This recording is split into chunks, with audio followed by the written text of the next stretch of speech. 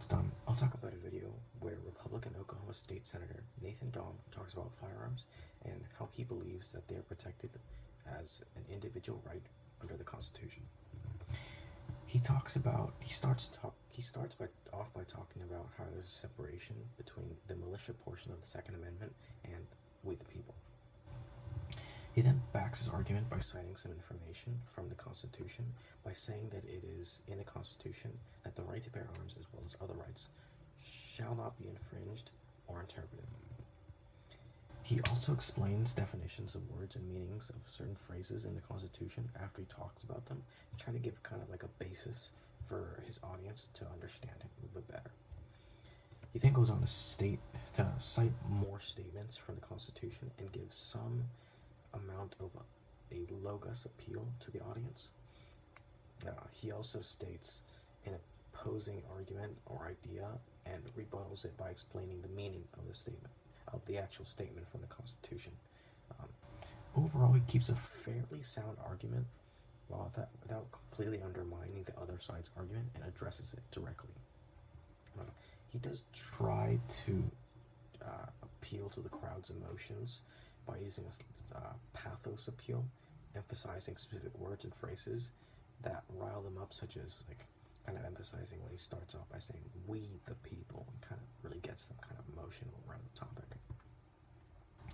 Now let's go over the second video about gun control from a Democratic politician by the name of Hillary Rodham Clinton.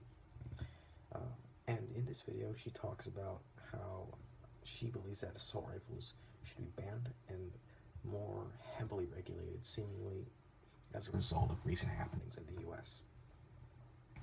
She starts off by talking about how guns are the leading cause of death for African American men, second leading for Latino men, and fourth for Caucasian men. The problem with this information that she kind of uses is that it's not really, or her claim anyway, isn't really backed by any evidence. It's just kind of anecdotal. This then continues with more anecdotes that she kind of uses for other statements that don't really have, again, any specific evidence to really back her claim.